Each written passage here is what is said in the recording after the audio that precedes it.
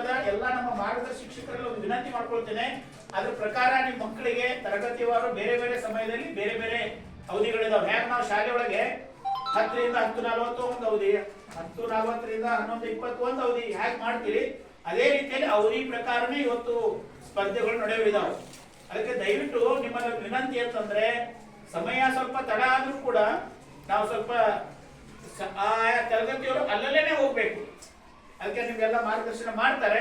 ಹೊರಗಡೆ ನಾವು ಕರಿಯರಿಗೆ ಮೇಲೆ ಯಾವ್ಯಾವ ಸ್ಪರ್ಧೆಗಳು ಯಾವ್ಯಾವ ಕೋಣೆ ಒಳಗೆ ನಡೀತಾವ ಅನ್ನೋದನ್ನ ಹೇಳಿದೀವಿ. ಅದು ಇಲ್ಲಿ ಪಕ್ಕದ ಕೋಣೆ ನಂಬರ್ 1, ಇದ್ರ ಪಕ್ಕದ ಕೋಣೆ ನಂಬರ್ ಯಾವ್ದು? 1. ಇಲ್ಲಿ ನಾವು ಮಾತಾಡ್ತಾ ಇದೀವಿ, ಕಾರ್ಯಕ್ರಮ ಮಾಡಿದೀವಲ್ಲ, ಕೋಣೆ ನಂಬರ್ 2. ಎಷ್ಟು? ಇದ್ರ ಪಕ್ಕದೊಳಗೆ ಒಂದು ದಂಡಿಗದ, ಅದು ಕೋಣೆ ನಂಬರ್ ಎಷ್ಟು?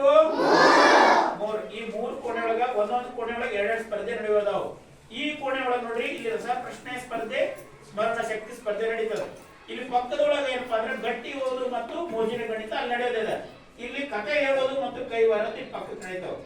ಒಂದು ಪಾಲಕ ಮತ್ತು ಮಕ್ಕಳ ಸಹ ಸಂಬಂಧದ ಸ್ಪರ್ಧೆ ಹೊರಗಡೆ ಕಾರ್ಯಕ್ರಮ ಮಾಡ್ತೀವಿ. ಸೊ ಒಟ್ಟು 3 ಕೋಣೆ ಒಳಗೆ 6 ಸ್ಪರ್ಧೆ, ಹೊರಗಡೆ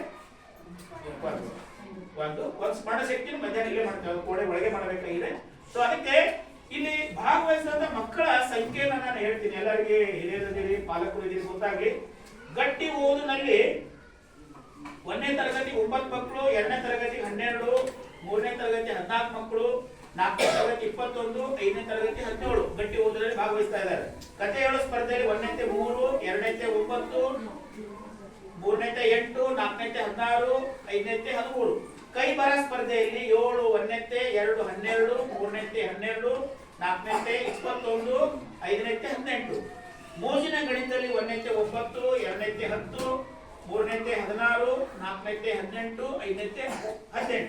ಸ್ಮರಣ ಶಕ್ತಿ ಸ್ಪರ್ಧೆಯಲ್ಲಿ 1ನೇತೆ 6